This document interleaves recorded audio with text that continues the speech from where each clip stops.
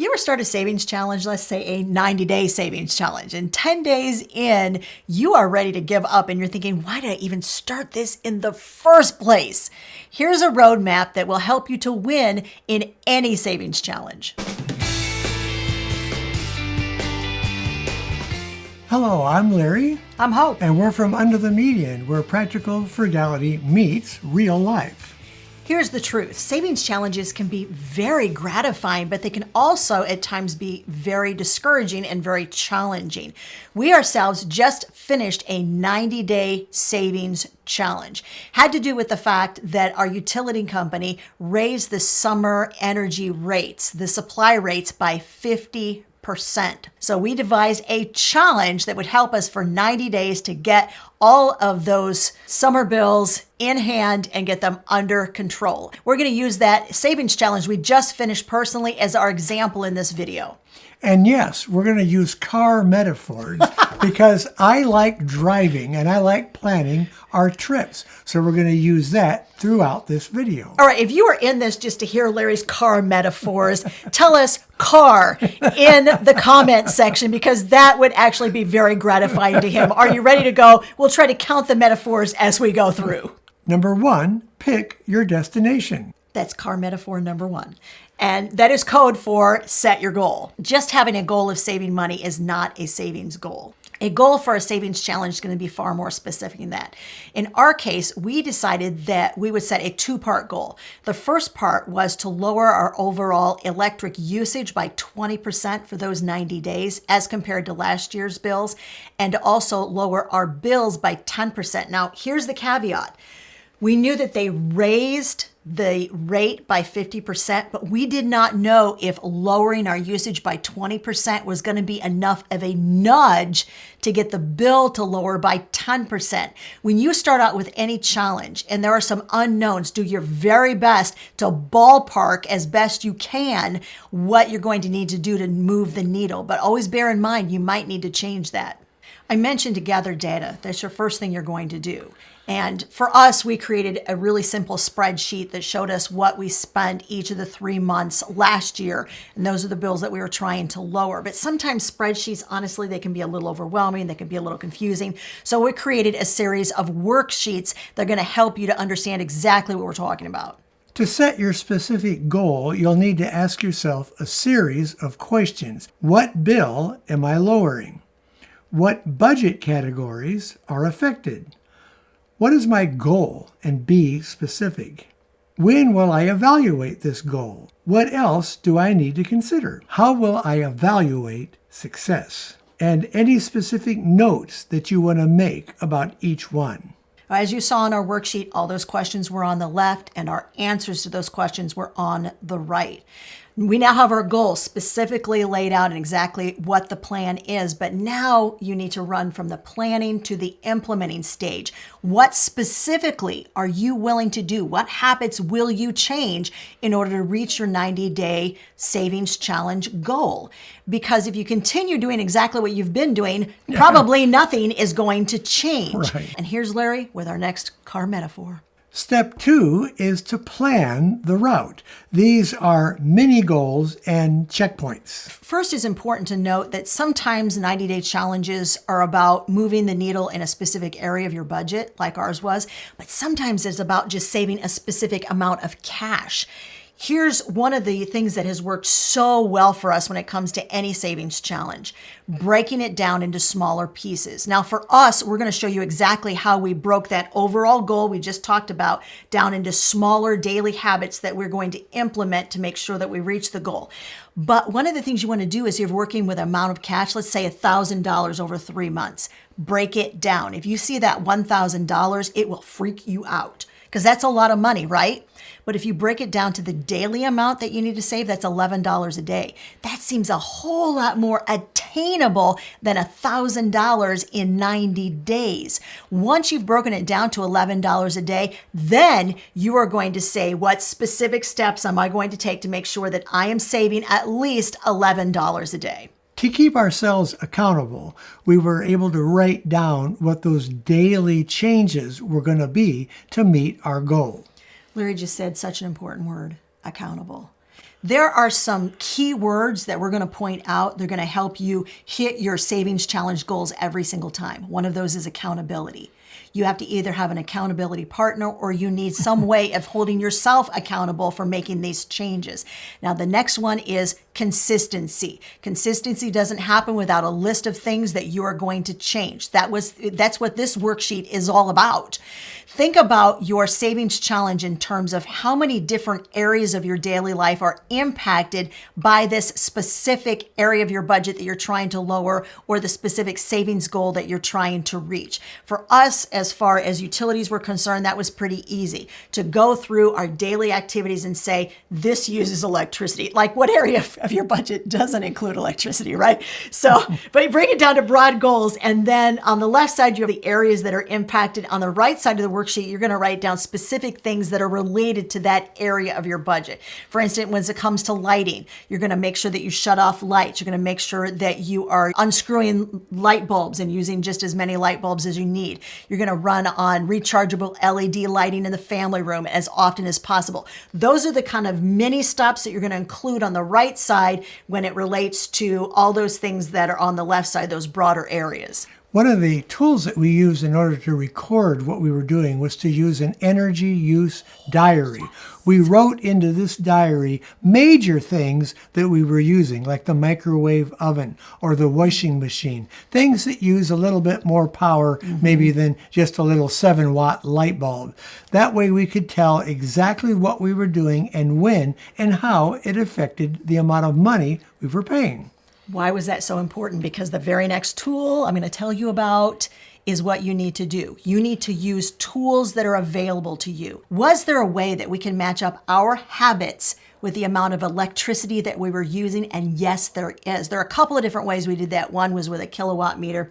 So we hooked up the kilowatt meter to see how much energy all of these appliances were using. But the other thing we did was our utility company gives us real-time usage maps. Yes, they do.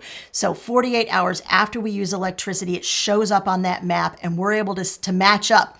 We turned on the coffee maker here. That was that spike in energy. We turned on the air conditioning here. That was that spike. We turned on the whole house fan because there's no way for us to tell how much energy that whole house fan was using. We can't hook a kilowatt meter to that. But we figured out how much energy it was using by comparing the average usage every day to that spike. That spike, assuming that nothing else extra was turned on in that hour or two that we were using that whole house fan, that spike represented the amount of energy used by the whole house fan. Correct. You have to be a little bit of a detective sometimes to get the information that you need.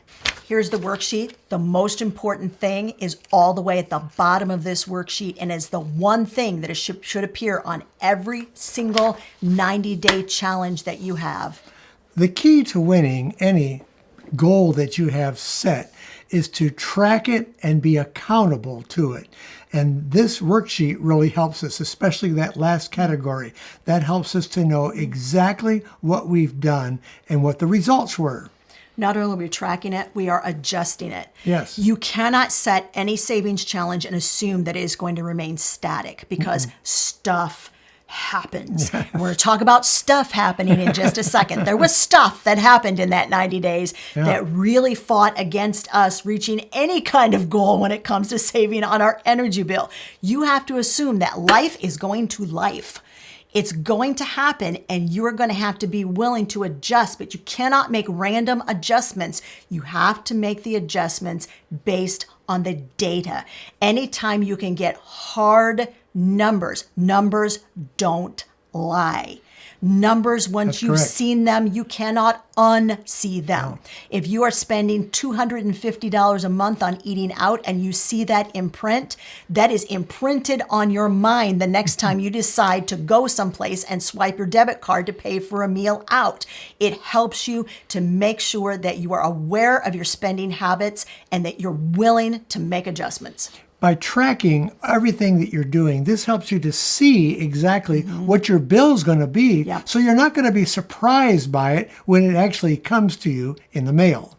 Before we move on to the next step and the next car analogy, you need to make sure that you are periodically looking at your progress. Every 30 days is probably good enough, but that would be the minimum. We looked at our progress at least once a week so that we can make those micro adjustments. Because if you wait, sometimes 30 days is just too long, so that adjustment that would have been micro is now a little bit more major. So if you check it a little more often along the way, the adjustments are smaller and they're much easier to handle.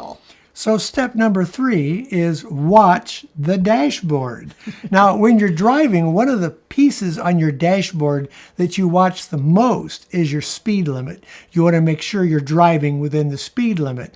The next one is probably your fuel gauge. Do you have enough fuel in your car in order to make it? Well, these are kind of the 2 items that we're talking about with our challenge. We're looking at how much energy we're using and how much that will cost us. A lot of times this is simple math. For instance, we knew how many kilowatt hours of energy we had used in any 30-day period a year ago. Our energy company is telling us it's 15 days through your billing cycle. Here's how many kilowatt hours of energy you have used thus far in this billing cycle. We would just subtract. What's our goal? Our goal was 20% less. The whole amount we used last year during this particular month in this particular billing cycle, we make sure what is 20% less. That's the goal. How much have we used so far in 15 days? We subtract that from the total we have available to use. We know exactly how many kilowatt hours of energy we have available for 15 days until the bill is totaled and it becomes due. Then it's a matter of saying, all right, if we have that amount of energy available for 15 days, how many kilowatt hours of energy can we use per day and still reach our goal? Once again, I'm going to say it again. Data, hard numbers. Anytime you can get them, they are going to be super helpful to you. When you're looking to gather data, your speedometer could be your envelope system, your cash envelope system that tells you exactly what you're spending. Or it might be a bank app that you're looking at that lets you know what you're doing. But there should be some way for you to be able to say, this is how fast I'm driving toward this goal. That was car analogy number 4. And here's 5. Don't coast on cruise control. Life is never about cruise control, especially when it comes to a goal like this where you're talking about your utilities, because things change daily. The temperatures change. The lighting might change. Your needs might change every day on how much power you need to use. So you need to take your foot off that cruise control and drive manually. Here's our example from our recent 90-day challenge. We rocked month 1. I mean, we blew it out of the ballpark. We lowered our energy usage by 30%. Mm-hmm. We lowered our bill by 19%. I'm like, baby, we got this. We did a little dance. We did. We actually did dance. But you have to look ahead. When that happens in the first 30 days of a 90-day challenge, you can't take your foot off of the accelerator. That was my car analogy. That's hers. and you have to make sure that you are forecasting ahead. What does the road look like ahead? That's one for me too. And what is coming up? So for us, we did our victory dance, and then we got real sober and looked at each other and said, yeah, but we've got 60 more days of this challenge. What's coming our way? We knew my sister was coming to visit for a week. So when you got company in the house, you're like, I'm sorry, you can't take a shower every day. You don't do that to your company. But here's the other thing. We had heat wave after heat wave after heat wave. Yeah. Holy Toledo. Mm-hmm. It was in the mid to upper 90s day after day after day after day. Well, at some point, we're going to turn the AC on, right? Because we're not going to sit here and sweat in the house, because that's not the goal either. The goal is not to make yourself so miserable you save money and then you're like, oh, I wish I never had to go through this again. Because the goal is to win at this and to feel like you were able to make an accomplishment and then want to do it again. So we turned the air conditioner on, and then we played the how high is the air conditioner going to be set at. And once again, we tried really hard to get hard data. I don't know if it's data or data, but anyway, whichever one it is, that's what we got, guys. we were able to look at those spikes once again in our energy usage chart from our utility company and figure out it was costing us somewhere between $5 and $7 a day to run that central air.